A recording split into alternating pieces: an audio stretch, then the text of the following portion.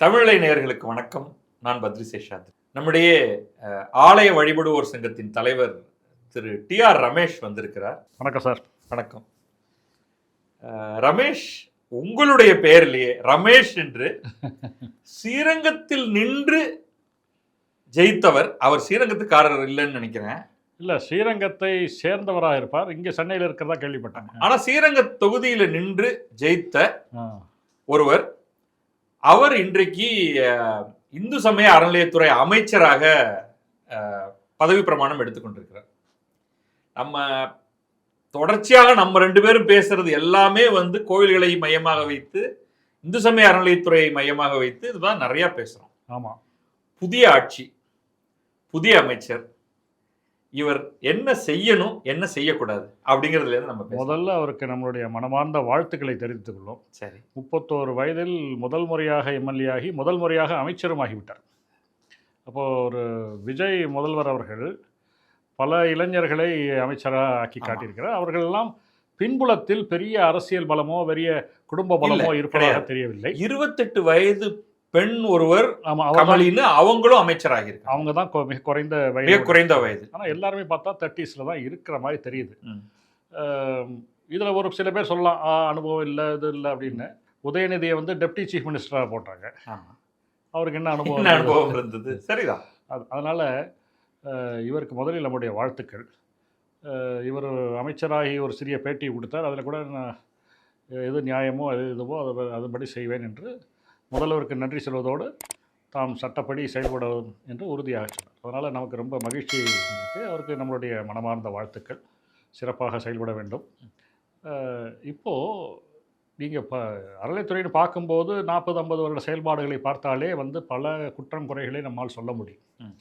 இருப்பினும் கடந்த 5 வருடங்கள் 21 மேயிலிருந்து 2021 இந்த மாடல் கோட் ஆஃப் கான்டக்ட் வர வரைக்கும் அப்போ கூட பழனியில் ஒரு டெண்டர் பெருசாக விட்டு கோடிக்கணக்கில் கடைசி நேரத்தில் விட்டு அதை நீதிமன்றம் தடை உத்தரவு பிறப்பித்த காட்சியெல்லாம் பார்க்குறோம். அந்த செயல்பாடுகள் எல்லாம் இந்து மக்களுக்கு வருத்தத்தையும் என்னதான் செய்வது என்ற ஒரு திக்கற்ற நிலையை தோற்றுவிக்கும் மாதிரி இருந்தது. சிவன் சொத்து குலநாசம்னு நம்ம நிறைய பார்க்குறோம், படிக்கிறோம், பேசுகிறோம். ஆனால் கோயில் சொத்தை தான் கொள்ளையடிப்பேன்னு கங்கணம் கட்டி கொண்டு இந்த முந்தைய அரசு மிக தீவிரமாக செயல்பட்டது. எங்களை போன்ற ஒரு கோயில் ஆர்வலர்கள்லாம் வழக்குகள் போட்டு பல விஷயங்களை தடுத்தாலும், ஒன்று நாங்கள் பெற்ற உத்தரவுகளை சிறிதும் மதிக்காமல் அதை மீறி செய்திருக்கிறார்கள். அதற்கான உதாரணங்கள்லாம் பல இருக்கின்றன. இரண்டாவது, இந்த கோயிலுக்கு தானே அந்த உத்தரவு, இன்னொரு கோயிலில் போய் அதே காரியத்தை என்ன செய்ய, இங்கே தானே கொலை செய்யக்கூடாது, அங்கே போய் கொலை செய்யலாங்கிற மாதிரி இருக்குது. இந்த மாதிரி செய்வது, கட்டிட வேலைகள், சிமெண்ட்டு, கல், ஜல்லி, சுண்ணாம்பு, இப்படியே அது எதில் மேக்சிமம் கொள்ளையடிக்க முடியுமோ அப்படியே. இதில் அதிகாரிகள் மிக கேவலமாக துணை போன அந்த சமாச்சாரம். ஒரு கமிஷனர் விடாமல் எல்லாரும் சட்டசபை அறிவிப்புங்கிறது ஒரு கோயில் விஷயத்தில் அது அதுக்கு ஒரு மதிப்பே கிடையாது. அதுக்கு ஒரு சட்டப்பூர்வமான அங்கீகாரமே கிடையாது. நீங்கள் பிடபிள்யூடியில் போடுங்க சட்டசபை அறிவிப்பு, கல்வித்துறையில் போடுங்க, வேறு துறைகளெல்லாம் போடுங்க. நீங்கள் அறநிலைத்துறையில் சட்டசபை அறிவிப்புகள் போடலாம், கோயில் விஷயத்தில் போட முடியாது. ஏன்னா கோயில் வேறு, எல்லாமே அந்தந்த இறைவனுக்கு சொந்தமான ஒரு அறநிறுவனம்னு நம்ம முன்னாடியே பார்த்துருக்கோம். அதை தூரத்திலிருந்து மேற்பார்வை செய்யும் அதிகாரம்தான் அறநிலைத்துறைக்கு சட்டப்படி இருக்கிறது. அதற்கு அந்த கோயிலுக்கான முடிவை எடுக்கும் அதிகாரம் இவர்களுக்கு இல்லை. கோவிலுக்கான முடிவுகளை எடுப்பது அந்த கோவிலுடைய தர்மகர்த்தாக்கள் குழு. அவர்கள் கோயிலின் நோக்கம் என்னவோ, அந்த பாரம்பரியம் என்னவோ, இந்த கஸ்டம் ட்ரெடிஷன்னு சொல்லுவோம், அதெல்லாம் ஒட்டி தான் அவங்க முடிவுகள் எடுக்க முடியும். இன்னும் சொல்லப்போனால் பிரிவு 28 டியூட்டிஸ் ஆஃப் ட்ரஸ்டீஸ் சொல்லும்போது, தன்னுடைய சொந்த பணத்தை எப்படி ஜாக்கிரதையாக பாதுகாத்து செலவை போகிறோம் அப்படி செய்ய வேண்டும். அப்படின்னா நம்ம மனதை செலுத்தி இதை செய்யலாம், இதை செய்யக்கூடாது என்பதை ஜாக்கிரதையாக செய்யணும். நீங்கள் பல கள்ளழகர் கோயிலெல்லாம் நம்ம நிறையா பேசியிருக்கோம். ஆமாம். அதில் இப்போ கோடிக்கணக்கில் டெண்டர் விட்ருக்காங்க. 40 கோடி, 50 கோடி, 80 கோடின்னு பணத்தை எடுத்து மானாவாரியாக செலவழிச்சிருக்காங்க. அதில் பார்த்தீங்கன்னா பல டெண்டரில் ட்ரஸ்டீஸோட கையெழுத்தே இல்லை. தீர்மானமும் இல்லை. இதையெல்லாம் நீதிமன்றம் சுட்டி காட்டியிருக்கிறது. இப்படி தான் இவர்களுடைய ஆட்சி அறநிலைத்துறையில் நடந்திருக்கிறது.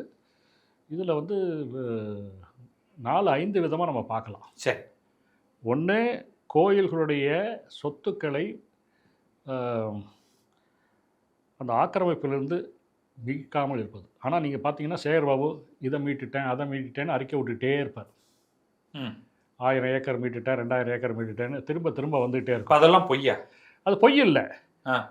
நீங்கள் 2 லட்சம் ஏக்கர் ஆக்கிரமிப்பில் இருக்கும்போது நான் 1000 ஏக்கர் மீட்டுட்டேன், 200 ஏக்கர் மீட்டுட்டேங்கிறது எது? அதுலேயும் அதாவது உண்மையான பிக்சரை கொடுக்காம உண்மையான ஒரு ஒரு ஒரு சாம்பிள், நமக்கு வேண்டியது ஆம்பிள், இவர் திருவோண்டு ஒன்று கொடுத்துட்டு நாங்கள் மீட்டுட்டோம், அதாவது செயல்படுகின்ற அரசுங்கிற மாதிரி காண்பிக்கிறதுக்காக. அதே மாதிரி இது மைனாரிட்டிஸ் கையில் அது இருந்ததுன்னா அதுக்கிட்டேயே போக மாட்டாங்க. வேதாரண்யத்தில் பல இஸ்லாமியர்கள் கோயில் நிலத்தை வைத்துக்கொண்டு அது ஆக்கிரமிப்பு இருக்கிறது என்று அறநிலைத்துறை இணை ஆணையர் உத்தரவு போட்டும் இவர்கள் நடவடிக்கை எடுக்கவில்லை, இன்று வரை எடுக்கவில்லை. இந்த மாதிரி பல காட்சிகள்லாம் இருக்கு. சரி. அப்புறம் அரசே ஆக்கிரமிக்கின்ற சில இடங்கள்லாம் இருக்கின்றன. அறநிலையத்துறையே ஆக்கிரமிக்கின்ற அவங்க ஆபீஸே கோயில் பணத்தை எடுத்து அவங்க ஆபீஸை கட்டி பெரிய பல அட்டூழியங்கள். இதுக்கு நான் வழக்கு போட்டு பணத்தை திருப்பி கொடுக்கன்னு சொல்லி இன்னி வரைக்கும் கொடுக்கல. இப்போ கோயில் நிலங்கள் கிட்டத்தட்ட 2 லட்சம் ஏக்கர் ஆக்கிரமிப்புல இருக்குது. ஏன் என்ன ஆக்கிரமிப்பு அப்படின்னா, நான் ஒரு பெரிய வங்கியில் வேலை செஞ்சேன். அந்த வங்கியில் 6 மாதத்துக்கு மேலே ஒருத்தர் இந்த இன்ஸ்டால்மெண்ட்டோ கடனோ கட்டலைன்னா அதை உடனே தனியாக பேட் டெப்ட்ஸ்னு ஒதுக்கிடுவாங்க. வராத கடனில் ஒதுக்கிட்டு அது வந்தால் பெரிய விஷயம். 6 மாதமாக ஒருத்தர் பணம் கட்டலன்னு, இப்போ 3-4 வருடங்களாக அறநிலைத்துறை விட்டது லீஸ் வாங்கியோ வாங்காமலோ கோயில் நிலத்தை வைத்திருப்பவர் கோயிலுக்கு பணமே கட்டவில்லை என்றால் அது ஆக்கிரமிப்பு தானே அர்த்தம். ஆமாம். அப்போ டீம்டு என்க்ரோச்மெண்ட் தானே அர்த்தம் அது. ஆனால் வந்த புதுசில் ஒரு நல்ல காரியம் செஞ்சாங்க. அது போன அரசாங்கம் செய்ய வேண்டிய காரியத்தை இவர்கள் தொடர்ந்து செய்தார்களா, இல்லை இவர்களே நடவடிக்கை எடுத்து செய்கிறார்கள் தெரியல. 21ஆம் வருடமே ஆக்கிரமிப்பில் இருந்தால் அவர் மீது யார் வேண்டுமானாலும் கிரிமினல் புகார் கொடுக்கலாம் என்று ஒரு சட்ட திருத்தம் கொண்டு வந்தார்கள். சரி. இதுக்கு முன்னாடி கமிஷனர் மட்டும் தான் கொடுக்க முடியும். இப்போ பக்தர் தனியார், இப்போ நீங்க நான் கொடுக்க முடியும், இந்த செயல் அலுவலர் கொடுக்க முடியும், தக்கார் கொடுக்க முடியும், அறங்காவலர் கொடுக்க முடியும். இப்படி அந்த சட்ட திருத்தம் வந்த பிறகு சரி பரவாயில்ல. ஏன்னா நீங்கள் ஒருத்தர் கோயில் இடத்தை ஆக்கிரமிச்சிருக்காருன்னு அவர் மேலே கிரிமினல் கேஸ் போட்டிங்கன்னா அவர் வழிக்கு வந்துடுவார். அவர் ஜெயிலுக்கு போவார் 3 வருஷம் அப்படின்னாக்க கரெக்ட். அவர் சரி ஏதோ அட்ஜஸ்ட் பண்ணி நம்ம பணத்தை கிட்ட கொடுத்துடலாம், இல்லை இந்த இடத்த விட்டு போயிடலாம் அப்படி தான் நினைப்பாங்க. ஒரு வழக்கு கூட போடுது. ஸோ சட்ட திருத்தம் கொண்டு வந்தும் 79B ஒரு சட்ட திருத்தம் கொண்டு வந்து அதை வச்சு யாராவது மிரட்டினாங்களா தெரியாது, இல்லை பணம் வசூலிச்சாங்களான்னு தெரியாது. அதாவது இவங்களுக்கு பணம் வசூலிச்சாங்கன்னு தெரியாது. ஆனால் யார் மீது வழக்கு போட்டு சிறையில் தள்ள மாதிரி எனக்கு தெரியவே இல்லை. இது ஒரு பெரிய ஏமாற்று வேலை. இவங்க ஆக்கிரமிப்பிலேருந்து மீட்டுட்டேன்னு சொன்னாங்களே, 100 கோடி சொத்து பேரூர் கோயிலுக்கு சேர்ந்த கோயம்புத்தூரில் மீட்டுட்டோம் அப்படின்னு ஒரு அறிக்கை விடுவாங்க. இந்த மாதிரி நிறைய அறிக்கை விட்டு அந்த கோயிலுக்கெல்லாம் நான் ஆர்டிஐ போட்டேன். உண்மையிலேயே அது வந்துதா அப்படின்னு பார்க்க. சரி மீட்டுட்டேன்னு சொல்கிறீங்களே, ஏன்னா மீட்டுட்டேன்னு சொல்லி அவர் டாக்குமெண்ட் போட்டார். சரி. அறநிலைத்துறை வலைதளத்தில் என்னென்ன சொத்துக்கள்லாம் மீட்கப்பட்டன, அது சர்வே நம்பர் என்ன, எந்த கோயிலை சேர்ந்தது எல்லாம் போட்டார். அது நாங்கள் செய்த சாதனைகள் என்று மார்தட்டி கொண்டார்கள். தட்டுவதில் ஒன்றும் தப்பு இல்லை. சரி, நீங்கள் ஒரு கோயில் நிலத்தை 10 வருஷமாக ஆக்கிரமிப்பில் இருக்குது, 100 கோடி மதிப்புன்னு போட்டிங்க. எல்லாத்தையுமே மதிப்பு எக்ஸாஜரேட் பண்ணி தான் போடுவாங்க, பரவாயில்ல. சரி, இந்த 10 வருடமாக எவ்வளவு வாடகை பாக்கி இருக்கிறது, அதில் எவ்வளவு வசூலித்தீர்கள் அப்படின்னா பதிலே வராது. நடவடிக்கை எடுக்கப்பட்டு வருகிறது சில கோயிலேருந்து வரும். என்ன நடவடிக்கை என்ன எடுத்தார்கள்னு ஒன்று தெரியாது. அதை ஃபாலோ பண்ணி கேட்டாலும் பதில் வராது. அப்போது ஒரு கயவாளி பையன் இருக்கான், sorry to use this word, அவன் 30 வருஷமாக ஒரு கோயில் சொத்தை அனுபவிச்சுட்ருக்கான். கடைசியில் வேறு வழி இல்லை கொடுத்துடணும் அப்படிங்கும்போது அவன் தாரார் பண்ணுற மாதிரி தாரார் பண்ணி ஓய்னு சொல்லிட்டு இவங்க நிலத்தை நாங்கள் மீட்டுட்டோன்னு எடுத்து அப்போ 30 வருஷம் ஃப்ரீயாக வச்சுருந்தானே, அதுக்கு என்ன காம்பன்சேஷன் கோயிலுக்கு? கோடிக்கணக்கில் நஷ்டமாயிடுச்சே கோயில். ஈவன் ஒரு அக்ரிமெண்ட் மாதிரி அவனோட இனிமே நீ கொடுத்துடணும், ஆமாம் வருஷத்துக்கு 1 ரூபாயாவது கொடுத்துடணும் நீ, அது மாதிரி அப்படின்னு சொன்னால் அது என்ன அர்த்தம்? ஒரு டுபாக்கூர் அக்ரிமெண்ட்டை போட்டு இந்த மாதிரி வேலையெல்லாம் நடக்கும். இது அவர்கள் சொத்தை மீட்டது இல்லை ஆக்கிரமிப்பை சரி செய்த விதம், இதுதான் உண்மை. அவர்கள் சொன்ன மற்ற விஷயம்லாம் ஒரு பூச்சி வேலை தான். சரி. 2வது, வழிபாட்டு விஷயங்களில் பயங்கரமான குறுக்கீடுகள். ஆகமத்தை மீறி அர்ச்சகரை நியமிப்போம், அறநிலைத்துறை சட்டத்தை மீறி நாங்கள் தமிழ் அர்ச்சனை செய்வோம், தமிழில் குடமுழக்கு செய்வோம், இப்படியெல்லாம் அடாவடியாக பல வேலைகள் செய்தார்கள். இங்கே நான் கொஞ்சம் டிட்டோர் எடுத்துப்போம். நீங்கள் இன்னைக்கு பொதுவாக நீங்கள் ஆகமம் அதெல்லாம் நீங்கள் சொல்கிறீங்க. இன்னைக்கு போய் நீங்கள் வந்து தெருவில் இருக்கக்கூடிய மக்கள்கிட்ட ஒரு ஜென்ரல் ஸ்பாட் போல் மாதிரி கேட்கறதுக்கு நம்ம தான் கொஸ்டினை ஃப்ரேம் பண்ணுறோம். அவங்கள்ட்ட போய் தமிழில் அர்ச்சனை செய்யப்படுவது நீங்கள் வரவேற்கிறீர்களா இல்லையா அப்படின்னு நீங்கள் போய் நீங்கள் மைக்க பிடிச்சி கேளுங்க. நீங்கள் என்ன சொல்லுவாங்கன்னு நினைக்கிறீங்க? அவங்க அநேகமாக தமிழ்நாட்டில் இருக்கக்கூடிய ஒரு 10-15% தெலுங்கு பேசுகிறவங்களா இருப்பாங்க. இப்படி எங்கே மாற்றி சொல்லிட்டோன்னா நம்மளை வந்து குறை சொல்வார்களோ சொல்லிட்டு தமிழ் அர்ச்சனை மட்டும் தான் சிறப்புன்னு சொல்லுவாங்க. ஆனால் அவங்க போய் நீங்கள் என்ன மொழியில் அர்ச்சனை பண்ணாங்க உங்கள் வீட்டில் அது வேற. அது கேட்டிங்கன்னா நாங்கள் போய் அர்ச்சனை தான் கொடுத்தோம், இதில் பண்ணுங்க அதில் பண்ணுங்கன்னு சொல்லவே இல்லை, அப்படிதான் சொல்லுவாங்க. ஆனால் அங்கே தான் வந்து ஒரு அரசு கொள்கை கட்சி அப்படின்னு வருது. இன்னைக்கு பொதுமக்கள் ஒரு பெரும் கூட்டமாக வந்து எங்களுக்கு தமிழில் அர்ச்சனை செய்க அப்படின்னு அவங்க கேட்ட மாதிரி தெரியல. ஆனா தொடர்ச்சியாக இந்த திராவிட முன்னேற்ற கழக அரசு அதிமுக அதை ஒரு பெரிய கொள்கையா வைக்கல, வாய் மூடிட்டு இருந்தாங்க. ஆனால் திமுக எப்பொழுதெல்லாம் வாய்ப்பு கிடைக்கிறதோ தமிழில் அர்ச்சனை செய்ய வேண்டும் அப்படிங்கறத வந்து ஒரு பெரிய விஷயமாக முன்னெடுத்தாங்க. அதை தங்களுடைய சாதனையாக சொன்னார்கள். அதெல்லாம் யாரும் சாதனைலாம் இல்லை, அது பின்பற்றினால் தானே சாதனை. ஜனங்க யாரும் அதை பின்பற்ற மாதிரி தெரியல, தமிழ் அர்ச்சனை பண்ணுங்க அப்படின்னு. இப்போது நம்ம இந்த இதுக்குள்ளே போனோம், நமகாங்கிற ஒரு பதத்திற்கும் போற்றிங்கிற பதத்துக்கும் நிறைய வித்தியாசம் இருக்குது. நம்ம அதுக்குள்ளெல்லாம் போக வேண்டாம். இருப்பினும் 2 விஷயத்தை நான் இங்கே சொல்கிறேன். ஒன்று, தமிழ் தான் முக்கியத்துவம், தமிழில் தான் பேசணும், தமிழில் தான் அர்ச்சனை செய்யணும், தமிழில் தான் வழிபாடு செய்யணும்னு சொல்கிற நீங்கள் உதயசூரியனுக்கு வாக்களிங்கள்னு எப்படி கேட்கலாம்? எழு ஞாயிறு சின்னத்திற்கு வாக்களிங்கள் தானே நீங்கள் கேட்கணும். உதயநிதினு எப்படி பேர் வைக்கலாம்? கலாநிதி தயாநிதினு எப்படி பேர் வைக்கலாம்? ஆதித்யன் எப்படி பேர் வைக்கலாம்? நீங்கள் பின்பற்றுவது தமிழை பின்பற்றி நீங்கள் செய்வதில்லை. கதிரவன் தோக்கான்னு வைக்கணும், சன் டிவின்னு வைக்கிறதுக்கு, அதை நீங்கள் செய்யலை. ஆனால் கன்னடத்தில் போய் உதயா டிவின்னு வைக்கிறீங்க, வேறு மொழியில் அந்த மொழி யூஸ் பண்ணி இது பண்ணுறீங்க. தமிழில் வந்து சன் டிவின்னு வைக்கிறீங்க. கதிரவனோ ஞாயிறோ போட வேண்டியது தானே. இது நாங்கள் பின்பற்றுவது ஒன்று, மக்கள் மீது திணிப்பது ஒன்று. சரிங்க.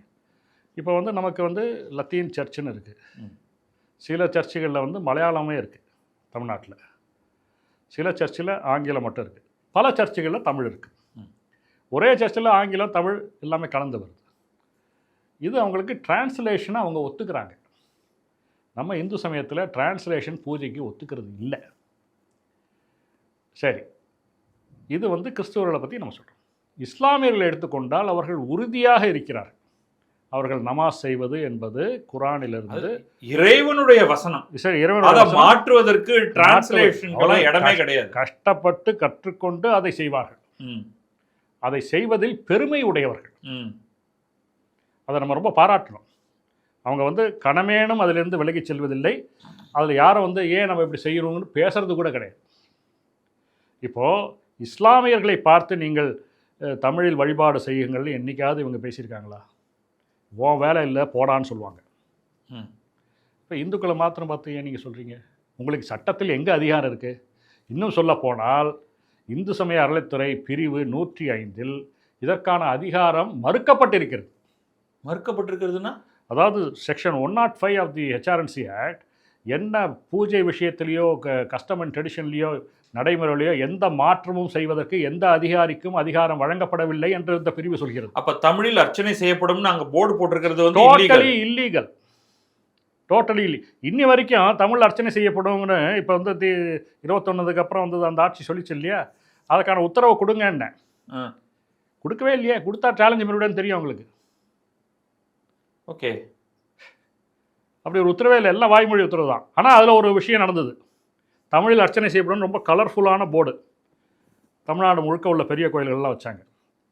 ரொம்ப அழகாக இருக்கும் அந்த போர்டு பார்க்குறதுக்கே, பல சின்ன லைட்டெல்லாம் வச்சு. அந்த போர்டு செய்வதற்கு ஏதோ ஒரு 5000 7000 ஆகும்னு கேள்விப்பட்டேன். ஆனால் அந்த ஒவ்வொரு போர்டுக்கும் 90,000 1.5 லட்சமோ பில்லு போட்டாங்க.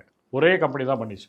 தமிழில் அர்ச்சனை செய்வதால் என்ன லாபம்னு கேட்குறவங்களுக்கு இந்த லாபத்தை காட்டலாம். அப்போது இந்த மத விஷயங்களில் குறுக்கீடு, தமிழில் கும்பாபிஷேகம் செய்வதுன்னு நம்ம பழக்கருப்பையா முதற்கொண்டு வழக்கெல்லாம் போட்டு ஜெயசீமா பாபுன்னு ஒரு நீதிபதி language chauvinism is masquerading as religious ஃபர்வர்னு தீர்ப்பு கொடுத்தார். இந்த ஒரு விஷயம் நான் சொல்கிறேன், நீங்கள் தமிழில் செய்யணும், தமிழில் நானும் தமிழை படித்தவன் தான்.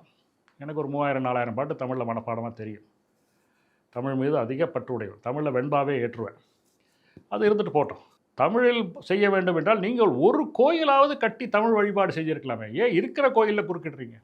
அது 2020 அதிமுக ஆட்சியில் மிகப்பெரிய முன்னெடுப்பு எடுத்தார்கள். தஞ்சை பெரிய கோயிலில் தமிழ் தான் செய்ய வேண்டும் என்று. நான் வழக்கறிஞர் யானை ராஜேந்திரன் மூலமாக மதுரை நீதிமன்றத்தில் ஒரு வழக்கு தொடுத்தேன். அவர் யானை ராஜேந்திரன் ரொம்ப கடுமையாக வாதாடினார். எடுத்த எடுப்பிலே நீதிமன்றத்தை பார்த்து கேட்டார், இந்த வழக்கை எப்படி அனுமதித்தீர்கள்? இந்த வழக்கை தொடுத்தவர் ஒரு கிறிஸ்துவ மீனவர். காவேரி கரையில் உள்ள தஞ்சை பெரிய கோயில்னு வழக்க போட்டிருக்காரு. நான் இந்த கோயிலுக்கு அடிக்கடி செல்வேன், இதில் பக்தியுடைய தஞ்சாவூர்ல காவேரி 11 கிலோமீட்டர் தள்ளி இருக்கு. இது யாரோ செட்டப் பண்ணி கொடுத்த இது அப்படின்னு சொல்லி ராஜராஜ சோழன் தன்னுடைய கல்வெட்டிலேயே இந்த வருடத்தில் மகுடாகமத்தில் இந்த சாயிகா பதத்தில் நான் இந்த கோயிலை நிர்மாணம் செய்திருக்கிறேன் இறையருளான்னு அவர் கல்வெட்டு போட்டிருக்கு. நீங்கள் ட்ரஸ்ட் டீடு எடுத்தீங்கன்னா இந்த ட்ரஸ்ட் டீடு வந்து எழுதுறவரோட நோக்கம்னு ஒன்று பார்ப்போம் இல்லையா? ஆமாம். இப்போ கூட ஒரு 21 தீர்ப்பு வந்தது. மாண்புமிகு நீதிபதிகள் மகாதேவன் மாண்புமிகு நீதிபதி ஆதிகேஸ்வரன் விரிவான தீர்ப்பு கொடுத்தாங்க. அதில் வந்து இந்த நீங்கள் கோயில் சொத்துக்களை எல்லாம் பராதீனம் செய்தால் அந்த டோனருடைய இன்டென்ஷனுக்கு விரோதமாக போகிறீங்க. அந்த சொத்தை தானமாக கொடுத்தவருடைய குறிக்கோளுக்கு விரோதமாக போகிறீங்க. ராஜராஜ சோழனை கொண்டாடுகிற நீங்கள், ராஜராஜ சோழன் எதற்காக இந்த கோவிலை கட்டினான், எப்படி இந்த கோவில் வழிபாடு செய்யப்பட வேண்டும்னு அவனே சொல்லி வச்சுட்டு போயிருக்கான். எனக்கு தெரிஞ்சு 2020 நான் இந்த வழக்கு போட்டதுக்கப்புறம் இவங்க ராஜராஜ சோழனை கொண்டாடுறது நிறுத்திட்டாங்க. மகுடாகமும் சாயிகா பதம்னு ராஜராஜ சோழன் சொன்னோன்னே, ஆஹா இவர் நம்மால் இல்லையா அப்படி தேவர்களை தவிர மற்றவங்களாம் கொண்டாடுறதெல்லாம் நிறுத்திட்டாங்க. இந்த டிராவிடியன் ஸ்டாக். சரி சரி, நம்ம உங்க பேக் டு ரெண்டாவது சொன்ன இல்லையா. மூணாவது பழமையான கோயில்கள், தொல்லியல் நலன் மிக்க கோயில்கள், அவற்றில் உள்ள ஓவியங்கள், சிற்பங்கள், அப்புறம் மற்ற மூர்த்திகள், இவையெல்லாம் கல்வெட்டுகள், இதெல்லாம் மிக சிறப்பாக பாதுகாக்கப்பட வேண்டும். அது ஏதாவது அதில் புனருத்தாரணம் செய்ய வேண்டும், ஏதாவது சீர் செய்ய வேண்டும் என்றால் பழமை சிறிது கூட மாறாமல் செய்ய வேண்டும். சரியான நிபுணர்களை வைத்து அதே பொருளை வைத்து கூடிய மட்டில் செய்ய வேண்டும். புதிதாக எதுவும் கட்டக்கூடாது அப்படிங்கிறது தான் கன்சர்வேஷனோட இது. இதை வந்து 2013 செப்டம்பரில் ஒரு ஜியோவை போட்டிருக்காங்க. இந்த ஜியோ என்ன போட்டிருக்காங்க அப்படின்னா, பழமையான கோயில்கள், அதாவது 100 வருடங்களுக்கு முந்தைய கோயிலாம் பழமையான கோயில் டிக்ளேர் பண்ணிட்டாங்க. அந்த கோயில்களில் பிடபிள்யூடி ஒர்க் மாதிரி பண்ணக்கூடாது, நிபுணர்களை வைத்து கன்சர்வேஷன் பிரின்சிபல்ஸ் அதை பின்பற்றி தான் செய்யணும். அப்படி செய்யும்போது வெனிஸ் சார்ட்டர் படி செய்யணும் அப்படின்னு அரசாணை இருக்கிறது. சரி, நீங்கள் வெனிஸ் சார்ட்டர் எடுத்து பார்த்தீங்கன்னா எந்த புதிய கட்டுமானமும் செய்யக்கூடாதுன்னு இருக்குது வெனிஸ் சார்ட்டரில். அந்த கிளாஸ் 6 6வது பிரிவில் புதிதாக எந்த மாற்றமும் அதில் செய்யக்கூடாதுன்னு இருக்குது. அதையெல்லாம் மீறி புதுசாக கோபுரம் கட்டுறேன், புதுசாக அங்கே கட்டுறேன், புதுசாக அன்னதான கூடம் கட்டுறேன், மண்டபம் கட்டுறேன் கோயிலுக்குள்ள. அது வந்து அதோடைய ஆர்கிடெக்சர் சுற்றி இருக்கக்கூடிய எதோடையும் ஒத்து போகாது. மாடர்ன் மெட்டீரியல்ஸ் மிக மோசமானதாக நட்ட நடுவில் வந்து ஒன்று அது அமைக்கப்பட்டிருக்கும். இது மாதிரி தான் கள்ளழகரில் பண்ணியிருக்காங்க, இது மாதிரி தான் பல கோயிலில் ஸ்ரீரங்கத்தில் பண்ணியிருக்காங்க, இதெல்லாம் பண்ணியிருக்காங்க. இதை வந்து அது மாத்திரம் இல்லை, இந்த அறநிலைத்துறை சட்டத்திலேயே வந்து கமிஷனர் மே கன்சல்ட் ஏஎஸ்ஐ அப்படின்னு சொல்லியிருக்காங்க. இந்த மேங்கிறது வந்து ஒரு கடமையோடு இருக்கும்போது ஷால்னு ரீட் ஆகும். அதுக்கு பேசாம அதை மேயை தூக்கிட்டு ஷால் அப்படி போட்டாங்கன்னா இவங்க பண்ணி ஆகணுமே. இப்போ என்னுடைய வழக்கு விஷயத்தில் ஒரு நீதிபதி அவர் ஓய்வு பெற்று விட்டார், நல்ல வேலை. ஷால் வில் ரீட் அஸ் மேனு கொடுத்துருக்காரு தீர்ப்பு. வேற நம்ம வந்து மே should be read as shall when coupled with the duty தான் நம்ம பார்த்துருக்கோம். எனக்கு இவருடைய தீர்ப்பு ரொம்ப அதிர்ச்சியாக போச்சு. என்னன்னு கேட்டால் யாரோ அரசுலேருந்து சென்று அவரை சந்தித்து, சார் இது முக்கியமான விஷயம், கொஞ்சம் இவர் சும்மா வழக்கு போடுறாரு அப்படின்னு சொன்னதாக கேள்விப்பட்டேன். அது உண்மையாக இருக்கக்கூடாது, நான் வேண்டிக்கிறேன் கடவுளை. எனிவே, ஆனால் அவர் shall will be read as மேனு போட்டது எனக்கு ரொம்ப அதிர்ச்சி. போட்டோம், இனிமேல் இந்த தவறுகள்லாம் நடக்கக்கூடாதுன்னு வேண்டிக்கிறேன். இந்த தொல்லியல் விஷயங்களில் மிகப்பெரிய கடமையானது. அப்புறம் கோயிலின் உபரி நிதி மிகப்பெரிய அளவில் காலி செய்யப்பட்டிருக்கு. நான் வந்து 421 கோடி ரூபாய் சமயபுரம் டெபாசிட்டை காணும் அப்படின்னு ஒரு ட்விட்டரில் போட்டு வேறு இதெல்லாம் போட்டிருந்தேன். எதை வச்சு போட்டேன்னா அவங்க கொடுத்த ஆர்டிஐ வச்சு போட்டேன். இவ்வளோ பணம் காணா போயிடுச்சு சமயபுரத்தில், மிகப்பெரிய வருமானம் உள்ள கோயில், அதில் எப்படி இவ்வளோ பணம் போக முடியும் அப்படின்னோடனே இது பேசும் பொருளாக மாறிவிட்டது. ஏன்னா 420 கோடியை காணும், என்னப்பா அது 420+1 அப்படின்னு அவங்கவுங்க பேச ஆரம்பிச்சிட்டாங்க. உடனே நிருபர்களே அமைச்சர் சேகுபாபு கேள்வி கேட்டார், இந்த மாதிரி சொல்லியிருக்கிறாங்களே அப்படின்னு. மிக தவறாக சொல்லியிருக்கிறார், அந்த இணை ஆணையரிடம் இவர் மீது சட்டப்பூர்வமாக நடவடிக்கை எடுக்கும்படி நான் கேட்டுக்கொள்கிறேன் கேட்டிருக்கிறேன் அப்படின்னு சொன்னார் அவர். நீங்கள் என்னையா கேட்குறது, நானே கேட்குறேன்னு வழக்கே போட்டேன். 421 கோடி ரூபா காணும் அப்படின்னு. அது என்ன ஒரு தவறு நடந்து விட்டது என்றால், அந்த கல்லூரி விவரத்தில் ஒரு இன்டர்வியூ அப்ளிகேஷனாக இது சேர்த்து போட்டேன். அப்புறம் இவங்க அதுக்கு பதிலே போடலை, கவுண்டரே போடலை. திருடனுக்கு தேல் கொட்டின மாதிரி இருந்தாங்க. என்னப்பா நான் இணை ஆணையரை மேல் நடவடிக்கை எடுக்க போகிறேன்னு பார்த்தா நீங்கள் பதிலே போடலையே அப்படின்னு. அப்புறம் நீதிபதிகள் சொன்னாங்க, இல்லை நீங்கள் தனி வழக்காக போடுங்க, இதில் நீங்கள் இடையீட்டு மனுவாக போட முடியாது என்று சொல்லிவிட்டார்கள். எதுக்கு சொல்ல வரேன்னா, ஆஹா அது தப்பு அப்படின்னாங்கல்ல, தப்புனா என் மேலே வழக்கு போட்டிருக்கணும், அது போடலை. அப்புறம் இன்னொன்று பார்த்தீங்கன்னா, இந்த ஆர்டிஐ தகவல் அறிவு உரிமை சட்டத்தில் எந்த விஷயத்தையும் கொடுக்கறது இல்லை அப்படின்னு. 1-2 அபூர்வமாக வரும். அந்த அபூர்வமாக வரதை பார்த்தாலே பயங்கரமாக இருக்கும். இந்த கல்யாண மண்டபம் கட்டுறது பற்றி ஒரு ஜியோ வந்தது. அது இவங்க கொடுக்கல, அந்த ஜியோ ஒரு அரசு அதிகாரி எனக்கு அனுப்பிச்சார், கொஞ்சம் பாருங்கள் ஏகப்பட்ட கல்யாண மண்டபம் கட்டுறாங்க அப்படின்னு. அப்போ அதை எடுத்து பார்த்தா கல்யாண மண்டபம் அந்த மண்டபம் அப்படின்னு பார்த்தா, கும்பகோணம் எம்எல்ஏ வந்து திருநாகேஸ்வரத்தில் கட்டுறதுக்கு பதிலாக இங்கே கும்பகோணத்தில் கட்டலான்னு ஒரு இது சொன்னாராம். அதனால் இந்த ஜியோவில் இந்த ஒரு மாற்றம் செய்யப்படுகிறதுன்னு போட்டிருக்கோம். ஏதோ ஒரு கோயிலோட பணத்தை எடுத்து அது அந்த ஊரில் கட்டாமல் தன்னோட ஒரு எம்எல்ஏ சொன்னாருன்னு அவங்க அந்த ஊரில் கட்டுறாங்க. அந்த கோயிலுக்கு பணம் கிடையாது. அதே மாதிரி முதல்ல திருமண மண்டபம் கட்டணுமாங்கிறதே கேள்வி. அதுதான் சட்ட விரோதம் கொடுத்துட்டாங்களே தீர்ப்பு.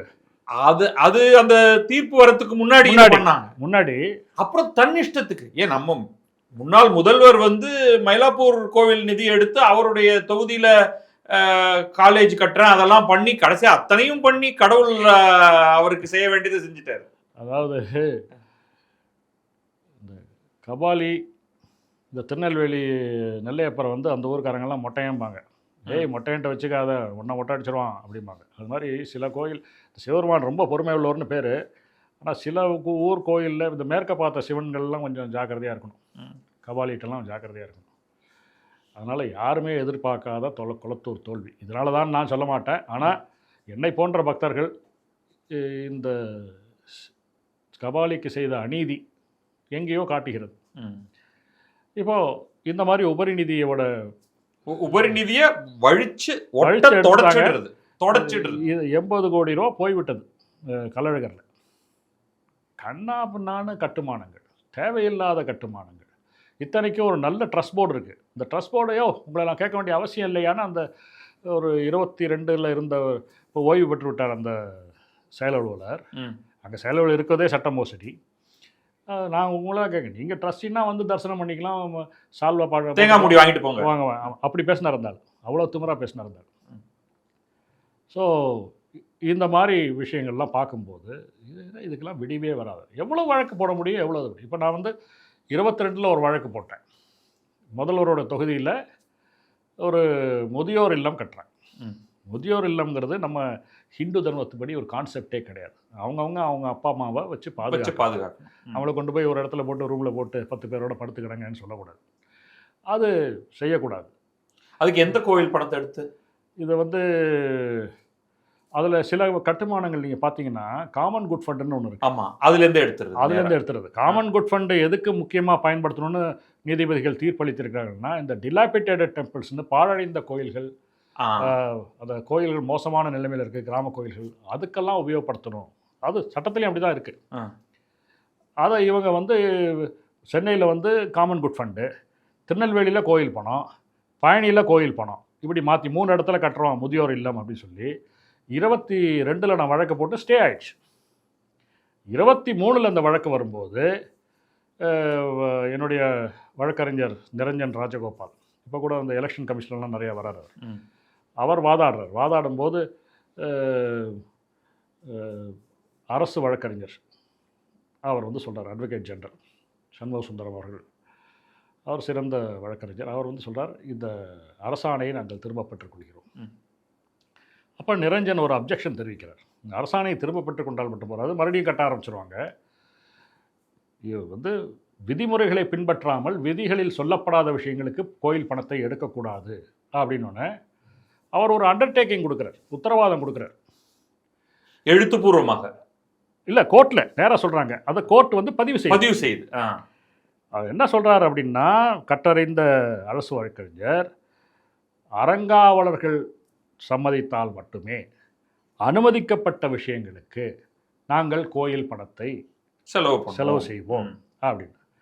அப்போ வந்து ஜட்ஜ்மெண்ட் எழுதும்போது நீதிபதி என்ன எழுதுறாரு, கங்கா புர்வாலா, இது வந்து it was objected that the due procedure was not followed, அது ஒரு பக்கம் இருக்கும்போது இந்த அரசாணையை திரும்ப பெற்றுக்கொள்கிறேன்னு சொல்கிறார்கள். அறங்காவலர்கள் சம்மதித்தால் அனுமதிக்கப்பட்ட விஷயங்களுக்கு பணத்தை செலவு செய்கிறவர்கள் இதை பதிவு செய்து கொண்டு இந்த வழக்கை முடித்து வைக்கிறேன் முடிச்சிட்டார். முடிஞ்சு போச்சு. நாங்களும் சந்தோஷப்பட்டோம், பரவாயில்லையே நல்ல ஸ்டாண்ட் எடுக்கிறாரு. ஏன்னா அட்வொகேட் ஜெனரல்ங்கிறவர் court officer, number 1 court officer. அவர் வந்து சட்டத்தின் நிலைப்பாடு என்னன்னு தான் கோர்ட்டுக்கு சொல்லணும். ஒரு வந்து சாதாரண கிளைண்ட் வக்கீல் மாதிரி அவர் செயல்பட முடியாது. நீங்கள் வந்து ஒரு கவர்மெண்ட் ப்ளீடர் சொன்னால் கூட அண்டர்டேக்கிங் கொடுத்தா கூட கோர்ட்டில் அவ்வளோ சீரியஸாக எடுக்க மாட்டாங்க. அட்வொகேட் ஜெனரல் கொடுத்தா அதை மீண்டும் மறுபரிசீலனைக்கு இடமே கிடையாது. ஸோ நான் ரொம்ப நிம்மதியாக இருந்தேன். கடைசியில் பார்த்தா 24 மறுபடியும் அதே இடத்துல முதியோர்களில் கட்டுறாங்க. அதை கொண்டு போய் நீதிமன்றத்தை சொல்கிறோம், நாங்கள் விசாரிக்கிறோம், மறுபடியும் டேட் போடுறாங்க, விசாரிக்கவே இல்லை. கட்டியே முடிச்சிட்டாங்க. கட்டி முடித்து அதை ஒரு இண்டஸ்ட்ரியலிஸ்ட்டு திறந்து வச்சு இவ்வளோ வேலையும் பண்ணிட்டாங்க. என்னென்னா குளத்தூரில் நான் செஞ்சாவேன் அப்படி, அதாவது பாவம் கூடவே அழுதுகிட்டே போனார். அழக்கொண்ட எல்லாம் அழப்போம்னு ஒரு திருக்குறள் தான் ஞாபகம் வந்தது. இந்த குளத்தூரில் அந்த இதை கொண்டு போகணும், அது கோயில் பணம்.